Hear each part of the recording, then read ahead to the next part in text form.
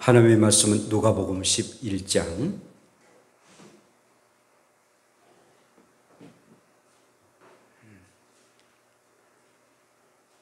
누가복음 11장 11절부터 13절까지입니다. 너희 중에 아버지 된 자로서 누가 아들이 생선을 달라는데 생선 대신에 뱀을 주며 알을 달라 하는데 정갈을 주겠느냐? 너희가 악할지라도 좋은 것을 자식에게 줄 알거든 하물며 너희 하늘 아버지께서 구하는 자에게 성령을 주시지 않겠느냐 하시니라. 아멘. 또한 한 말씀 봅시다. 요한복음 14장 26절입니다.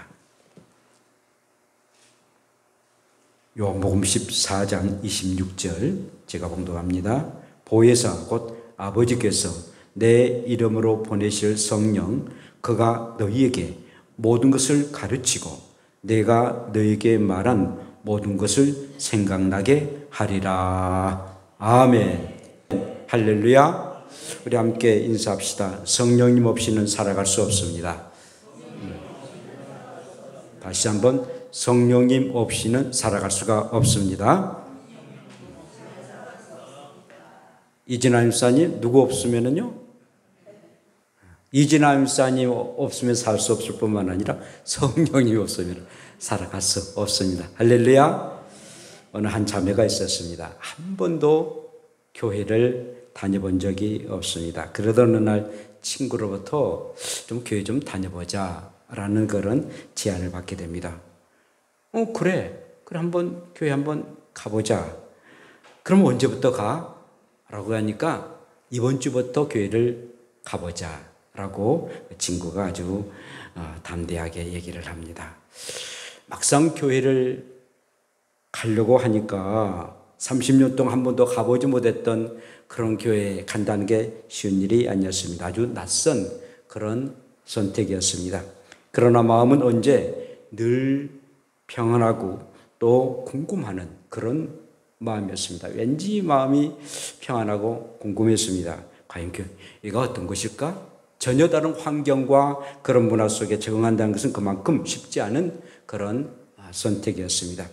자매는 친구 따라 강남을 가듯이 교회를 나와서 설교를 듣습니다. 그리고 기도도 이렇게 하는 것을 이렇게 듣습니다. 그리고 찬양 예배를 드리게 됩니다.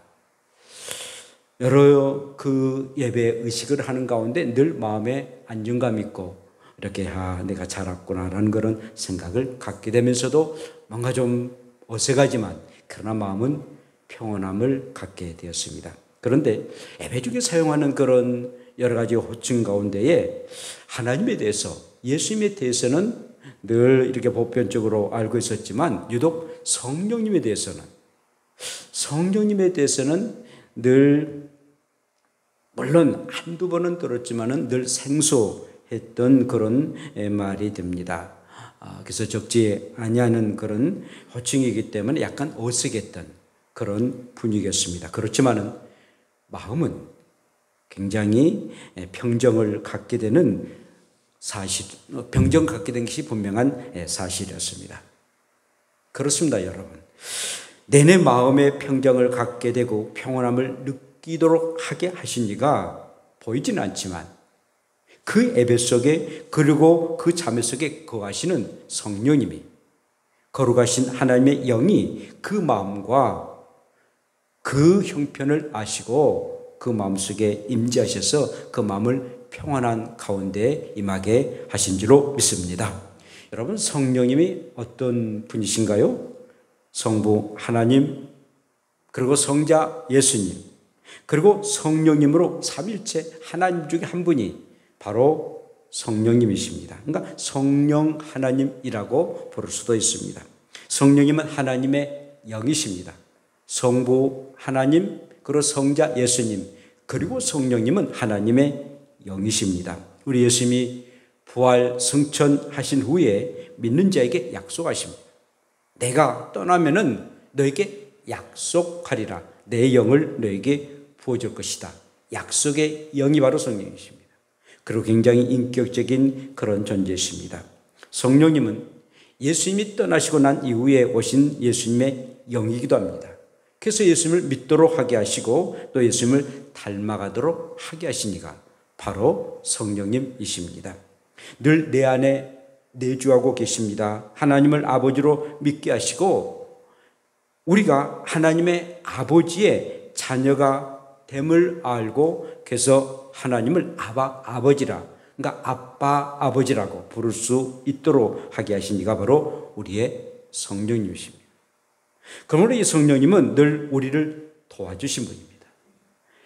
또한 은혜 가운데 살도록 인도해 주신 분입니다. 항상 나를 도와주시고 항상 인도하신 분이 바로 우리의 성령님입니다. 우리가 세상 살아가는 동안 얼마나 힘들고 답답하고 괴롭고 병으로 고생할 때마다 우리의 성령님이 나를 이루하시고 치료하여 주시고 도와주신 분이 바로 우리의 성령님이십니다. 그러므로 이 성령님을 보혜사라고 말씀합니다. 이 보혜사라는 것은 헬라어로 파라크레토스라고 말하는데 이것은 사실 법정의 용어입니다. 법정에서 피고인을 변호하도록 판사로부터 부여받은 그런 직책이죠. 좀 변호해라. 억울한 일을 당하는데 변호사가 변호하지 않으면 그 억울한 것 굉장히 참 아주 불공평한 그런 판결이 되고 맙니다. 요즘 막 검사 말 맞지 않습니까? 그런데 정말 이 변호사는 굉장히 중요한 일입니다.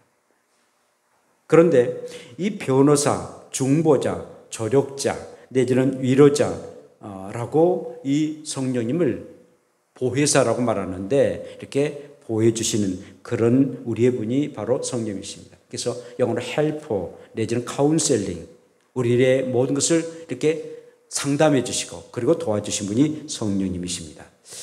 여러분 필리핀 남부에 쫄라도 모로코라는 그런 부족들이 살고 있는데요. 그들은 이 성령님을 이끌어서 옆에 서서 같이 가시는 분이라고 표현합니다. 늘 옆에 서서 같이 가시는 분, 바로 그분이 성령님이시다라고 해서 표현합니다. 그렇습니다. 우리와 함께 늘 동행하시고 나와 같이 가시는 분이 바로 성령이십니다. 내 곁에, 아니 또 내 안에 계셔서 늘 나와 함께 하신 분, 나의 동반자가, 내 삶의 동반자가 바로 성령님이시다는 겁니다. 중화멕시코의 오토미 인디언들은 이렇게 말합니다. 이 성령님이 우리 영혼을 따뜻하게 해주신 분이다. 따뜻하게 해주신 분이다. 라고 표현하고 있습니다. 힘들고 또 차갑고 싸늘할 때 숯불 마냥 아주 우리를 따뜻하게 온기를 부어주신 분이 바로 성령님이시다라고 그들은 말하고 있습니다. 그래요. 고난당할 때, 애롭고 힘들 때 우리를 따뜻하게 안아주신 분이 우리의 성령님이십니다. 아이보리 코스토에 사는 파울리라는 그런 부족이 있는데요. 그들은 이렇게 말합니다. 생각을 꽉 동여 매신 분이 바로 성령입니다. 우리의 생각을 꽉 동여 매신다는 것입니다. 우리가 갈 바를 알지 못하고 그리고 중심을 잡지 못할 때에 우리의 생각을 옳게 그리고 바르게 갈 수 있도록 우리의 생각을 꽉 동여 매신 분이 바로 성령님이시다라는 겁니다. 우리의 생각까지도 통축하시는 그런 분이 바로 우리의 성령님이십니다. 그래서 이 성령님을 보혜사라고 하는데 저는 이 보혜사 그 단어 가운데에 보호, 우리를 보호해 주시고 보혜사, 우리에게 은혜를 베풀어 주시고 그 다음에 사자는 스승의 사자지 않습니까? 가르쳐 주시고 우리를 보호해 주시고 그리고 우리에게 은혜를 베풀어 주시고 우리를 가르쳐 주신 분, 이분이 바로 보혜사이지 않겠는가? 제가 해석하는 그런 보혜사입니다. 정말 우리를 보호해 주세요. 항상 우리에게 은혜를 베풀어 주시기를 원하세요. 그리고 늘 가르쳐 주세요. 생각나게 하시고 깨닫게 해주시고 잘못된 것 버리도록 하게 하시고 그리고 옳은 길을 가도록 늘 나와 함께 하신 분이 바로 우리의 보혜사 성령님이신지로 믿습니다. 자, 그렇다면 여러분, 성령 충만함을 어떻게 우리가 받아야 될 수 있습니까? 바로 성령은 기도하는 사람에게 임하신다라는 것입니다. 예수님이 예루살렘의 감람원에서 하늘로 승천하십니다. 그 이후에 11 제자들, 그러니까 가론유다는 참여하지 않습니다. 11 제자와 또 믿음의 여인들, 그리고 예수님의 아우들이 있었어요. 아우들과 함께 120명의 성도들이 마음을 같이해서 오로지 기도에 힘씁니다. 이로 말미암아 예수님이 승천하실 때 약속하신 성령이 하늘로부터 임하게 되십니다.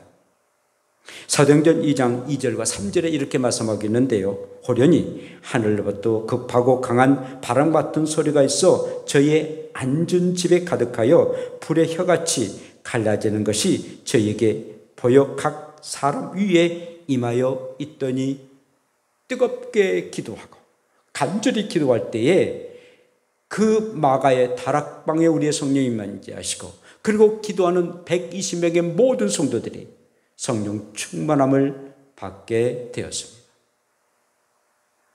물론 구약에서도 성령님이 늘 임재하셨습니다. 많은 그러나 강력하게 정말 독특하게 우리의 성령님이 이렇게 마가의 다락방에 임하게 되셨습니다. 그 이로 지금 성령님이 항상 우리 가운데 계시고 이렇게 바람처럼 불처럼 성령이 우리 가운데 임재하셔서 우리와 함께하고 계십니다. 자, 그러는데요, 오늘 본문의 말씀도 구하라, 찾으라, 두들겨라 라고 말씀하시면서 한 아들이 생선을 달라면 뱀을 주고 알을 달라면 정갈을 줄 그런 악한 애비가 어디가 있겠느냐. 아무리 악한 애비라 할지라도 지 자식에게 좋은 것을 주고자 하는 것이 아버지 아니냐라고서 얘기합니다. 너희 하늘 아버지께서 구하는 자에게 성령을 주시지 않겠느냐? 너희가 간절히, 정말 간절히 하늘의 아버지께 구한다면 그 좋으신 아버지가 성령을 주시지 않겠느냐? 사랑하는 여러분, 정말 성령은 하나님께서 주신 선물입니다. 그런데 그 선물 중에 가장 귀하고 가장 소중한 것이 성령의 선물입니다. 그러므로 저와 여러분들이 간절히 구하고 찾고 문을 두드리겠어 성령을 구하시고 찾고 문을 두드리겠어 정말 성령에 충만한 사람 되어 성령에 취하고 성령과 함께 살아가는 성령의 사람으로 살아가기를 축복합니다. 이것이 바로 우리가 강구해야 할 그런 기도입니다. 여러 가지 기도의 제목들이 많이 있어요. 나 아프지 않게 해주세요. 또 나에게 좀 돈 좀 주세요. 우리 애들 뭐 주세요.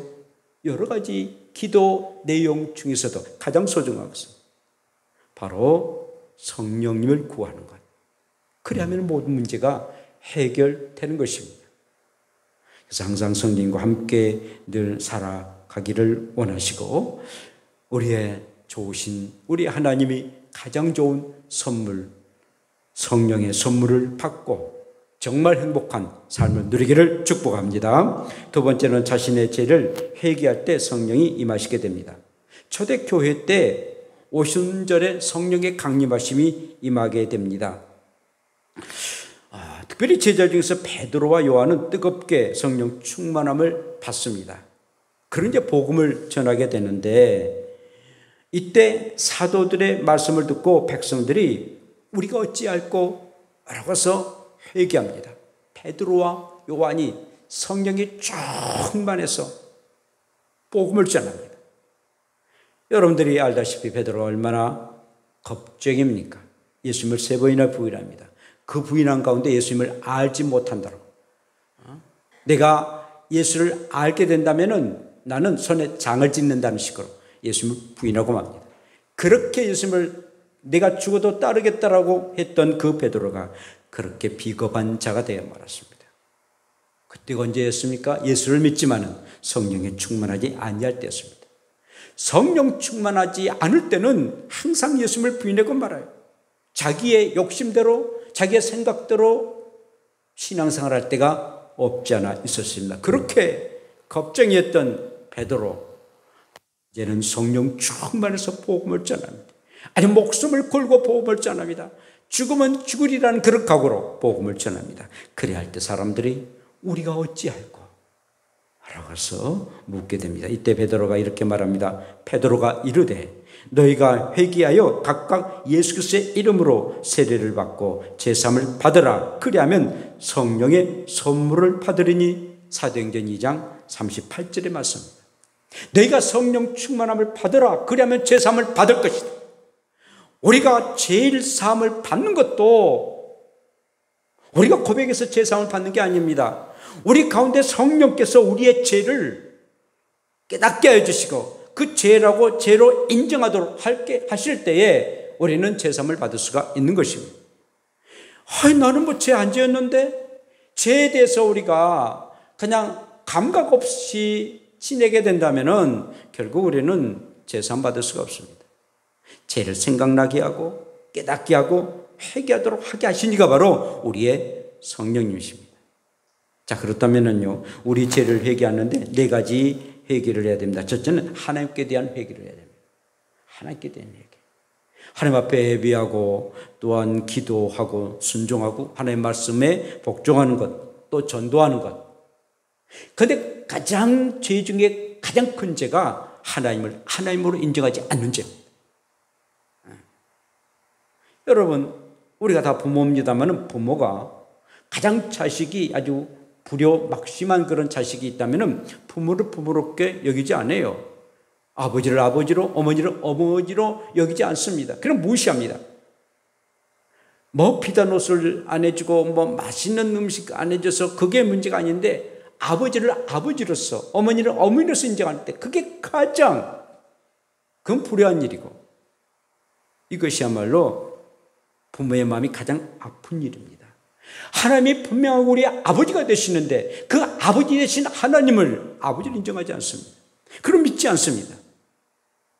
이게 얼마나 큰 죄입니까? 그러므로 우리가 하나님 앞에 지은 죄에 회개해야 됩니다.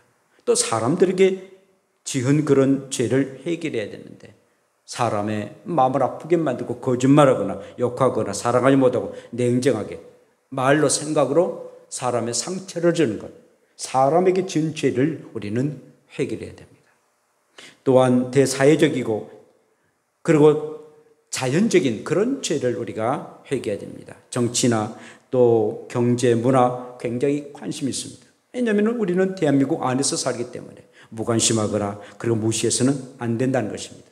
하나님이 우리에게 자연을 주셨는데 그 자연을 잘 보살펴야 되는데 파괴하는 것, 이것도 죄입니다.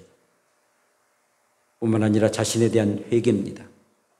욕심을 갖거나 시기하고 질투하거나 자기 자신을 속이는 것, 이것이 자기 자신에 대한 그런 죄입니다. 여러분, 불기자심이라는 말이 있습니다. 안입을 또한 속일 기, 그 다음에 뭐 자기 자심, 자기 마음, 자기의 마음을 속이지 말라. 물론 갈라디아서 6장 7절에서 남을 속이지 말라라는 그런 말씀도 있습니다만은 자기 자신을 속이면서 양심을 속이면서 내가 믿고 있는 하나님을 속이면서 죄를 범하지 말라라는 말씀입니다. 불기자심, 자기의 마음을 속이지 아니하는 것, 그리고 다른 사람을 속이지 아니하는 것, 이것이 바로 우리가 감당할 일입니다. 사랑하는 성도 여러분, 행여나 우리가 하나님께나 사람들에게나 대사회적이고 자연적이거나 그런 내 자신에게 죄를 범했다면 속히 하나님 앞에 회개하는 역사가 임하기를 원합니다. 회개할 때 성령님이 우리 가운데 임재하십니다. 사모하는 자에게 성령이 임하시게 됩니다. 시편 107편 9절에 이렇게 말씀하고 계십니다. 한번 읽어볼까요? 시작. 그가 사모하는 영혼에게 만족을 주시며 줄인 영혼에게 좋은 것으로 채워주심이로다. 아멘. 사모하는 영혼에게 만족을 주신다면 사모합니다. 정말 성령의 충만함을 사모하는 것입니다. 목마른 사슴이 시냇물을 갈망하듯이 성령을 사모하는 자에게 성령께서는 임재해 주십니다. 성령 뭐 있으나 마나 뭐 내 생각대로 내 뜻대로 내 의지로 살아가야지 결국 성령이 그 가운데 임재하지 않습니다. 강한 심령 위에 생수의 강이 곧 성령의 강이 우리 가운데 임하게 된다는 겁니다. 사모하십시오. 항상 끊임없이 자나깨나 성령님 내 안에 계세요. 어떤 일을 하든 간에. 아니 설령 내가 잠자리에 누웠더라도 성령님 내 가운데 임재하셔서 나쁜 꿈 꾸지 않게 해주시고 좋은 꿈 꾸고 그리고 그 꿈이 이루어지게 하옵소서 라고 우리 성령님과 함께 잠을 잔다면 성령님이 내 안에 계셔서 좋은 꿈도 꾸게 하시고 그리고 그 꿈대로 이루어지는 역사도 임할 것입니다. 사모하십시오. 자나깨나 사모하십시오. 네 번째로는 하나님 말씀을 순종할 때 성령이 임하시게 되는 겁니다. 자, 오늘 사도행전 5장 32절에 우리는 이 일의 증인이요 하나님이 자기를 순종하는 사람들에게 주신 성령도 그러하리라. 하나님의 말씀에 순종하는 자에게 하나님은 성령을 주십니다. 말씀을 무시하고 읽어도 전혀 관심 없고 아니 전혀 말씀을 듣지 아니한 자 어떻게 성령이 임할 수 있습니까? 하나님 말씀에 순종할 때 그래 네가 내 말에 순종하거라. 네 생각대로 네 어떤 이성으로 판단하는 것이 아니라 설령 성경이 네 생각과 환경이 다르다 한다 할지라도 말씀을 나를 인정하고 있거나 내 말에 순종하거나 그리하면은 성령님이 역사하시고 새로운 역사가 이루어진다는 사실입니다. 그러므로 우리의 신앙이라는 것은 정말 하나님의 말씀을 믿고 살아가는 거예요. 살아가는 거예요. 그때 하나님의 성령이 우리 가운데 임재하시고 성령이 역사하시면 놀라운 역사가 이루어지기 때문인 것입니다. 그러므로 성령님은 특별한 사람에게 특별하게 임한 게 아닙니다. 정말 겸손하게 주의 명령을 순종할 때 그리고 따르는 자에게 우리의 성령이 임하시게 됩니다. 마지막으로는 주의 종들이 안수할 때 성령이 임하시게 됩니다. 사도행전 8장 17절에 이렇게 말씀하고 있는데 한번 읽어볼까요? 시작. 이에 두 사도가 그들에게 안수하며 성령을 받은지라. 그래요. 베드로와 요한이 안수하며 성령 받아요. 여러분 안수는 주의 종들이 하나님으로부터 능력을 이임받습니다. 그리고 주의 이름으로 축복하는 그런 기도예요. 우리가 내 스스로 하나님 앞에 기도해서 성령 충만함을 받는 것도 중요한 일이지만 이미 성령 충만한 주의 종으로 통해서 우리가 안수받고 그 성령이 내 가운데 임하게 된다면 일거양득이지 않습니까? 얼마나 줘요? 님도 보고 뻥도 보는 따는 그런 아주 은혜가 임한 것 아니겠습니까? 곧 안수받을 때에 병 고치는 능력이 나타나고 각종 은사도 받고 문제 해결도 받는 것입니다. 단 검증되지 아니하는 엉뚱한 사람에게 해서는 안수를 받아서는 안 됩니다. 검증되지 아니하는 겸손한 마음으로 사모하는 그런 마음 그리고 신뢰하는 그런 마음을 가지고 우리가 안수를 받을 때 역사가 나타나는 것입니다. 이렇게 우리가 성령을 받게 되면 어떠한 결과가 나타납니까? 거듭난 사람이 돼요. 따라서 합시다. 거듭난 사람이 됩니다. 거듭난 사람이 됩니다. 거듭나요. 새로운 사람이 됐는데 사람이 물과 성령으로 거듭나지 아니하면 하나님 나라에 들어갈 수가 없다. 우리 예수님이 진실로 진실로 너에게 말한다. 사람이 물과 성령으로 거듭나지 아니하면 하나님 나라에 들어갈 수 없다는 거예요.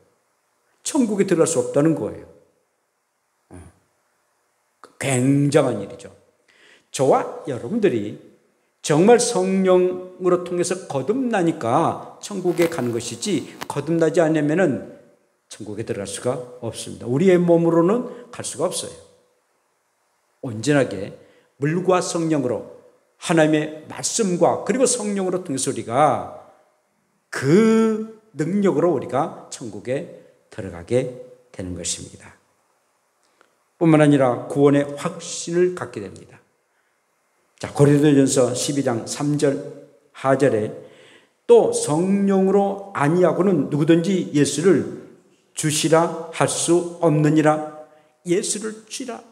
주님이다. 내 인생의 가장 주가 되신다라고 고백할 수가 없다는 겁니다. 누구 없으면은 성령 없으면 성령께서 예수가 정말 너 인생의 주인이다 라고 고백하도록 성령께서 역사하신다는 것입니다.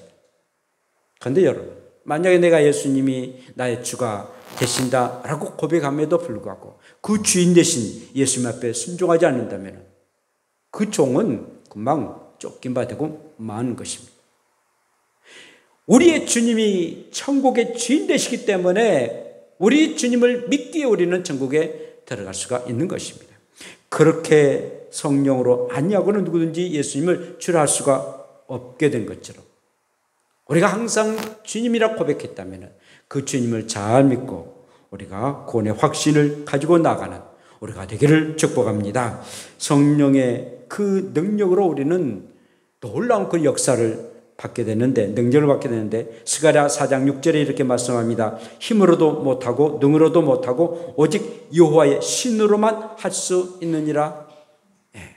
힘으로도 능으로도 할 수가 없는데 온전히 하나님의 신, 곧 성령으로 말미암아 놀라운 능력을 행할 수가 있다는 것입니다. 여러분, 성령 충만한 사람에게는요, 기사와 표적이 나타납니다. 병고침의 역사도 나타납니다. 성령께서 그렇게 다 역사를 이루도록 하게 하십니다. 귀신이 쫓아납니다. 사업이 일어납니다. 그리고 문제가 해결됩니다. 우리의 소원과 기도가 응답됩니다. 신비한 일들이 일어나요. 우리의 이성으로는 또 일반적으로 나타나지 않은 일들이 성령 충만한 가운데 나타나게 된다는 것입니다. 마지막입니다. 담대한 증인이 될 수가 있습니다. 사도행전 4장 31절을 보면 이렇게 말씀합니다. 같이 읽어봅시다. 시작. 빌기를 다하매 모인 곳이 진동하더니 무리가 다 성령이 충만하여 담대히 하나님의 말씀을 전하니라. 빌기를 다하매, 기도를 다하매 모인 곳이 진동하더니 무리가 다 성령에 충만하여 담대히 무엇을 전하니라? 하나님의 말씀을 곧 전도하겠다는 거예요. 하나님의 말씀을 담대하게 전하게 됐습니다. 내 안에 계신 성령께서 담대함을 우리에게 허락해 주셨습니다. 우리가 예수 안 믿는 사람들에게 질질 그냥 겁먹는 일들이 무엇입니까? 내 안에 성령님께서 강력하게 역사하지 아니하기 때문에. 사랑하는 성도 여러분, 그러므로 성령님은 우리의 보혜사가 됩니다. 우리를 보호하시고 은혜를 베풀어 주시고 우리를 가르쳐 주신 분, 그리고 기도할 때, 그리고 죄를 회개할 때에, 그리고 사모할 때, 하나님의 말씀을 순종할 때, 그리고 우리가 안수를 받을 때에 성령이 우리 가운데 임재하십니다. 그리고 우리가 이 하나님의 말씀으로 우리가 이런 놀라운 역사가 나타나는데 가장 성령께서 역사하실 때 우리가 거듭난 인생이 되고 구원의 확신을 갖게 되고 능력받고 그리고 담대한 증인이 될 수가 있습니다. 그러므로 이런 성령님과 함께 우리가 사는 길, 성령 아니면 결국 살 수가 없다는 것을 아시고 항상 성령님과 함께 살아가게 되시고 민감하시고, 그리고 성령님이 이것 안 된다, 이것 된다라고 한다면 그 민감하게 속히 여러분들이 움직였어서 성령과 함께 동행하는, 그래서 성령님이 여러분들의 보혜사가 되는 은혜가 충만한 여러분들 되시기를 바랍니다. 기도합시다. 동성으로 함께 기도드립시다. 오늘도 성령님이 우리 가운데 임재해달라고, 그리고 나의 보혜사가 되어달라고 같이 통성으로 함께 기도드립시다. 주여, 걸어가신 아버지 고맙습니다. 저희들이처럼 사랑해 주시고 우리의 성령님이 우리의 보혜사가 되셔서 좀 우리가 기도할 때, 죄를 회개할 때에, 그리고 사모할 때, 하나님의 말씀에 순종할 때, 안수 받을 때 성령 우리 가운데 임할 줄을 믿습니다. 그래서 아버지 거듭난 인생 되고 구원의 확신을 갖게 되고 능력받고 담대한 증인이 될 수 있는 우리의 삶 되게 하옵소서. 오늘도 성령께서 주시고 함께 해주시고 인도해 주실 줄을 믿사옵고 예수님 이름으로 기도합니다. 아멘. 하나님 고맙습니다. 정말 성령님 아니시면은 한시도 한순간도 살아갈 수가 없습니다. 오 성령님이여, 절대로 우리를 떠나지 마시고 항상 우리와 함께 하시고 나를 인도하시고 동행해 주옵소서. 항상 나의 보혜사가 되셔서 나를 보호하시고 은혜를 베풀어 주시고 나를 가르쳐 주옵소서. 그래서 날마다 정말 우리 주님과 더불어 살아가는 우리의 성도들 되게 하옵소서. 예수님 이름으로 기도합니다. 아멘.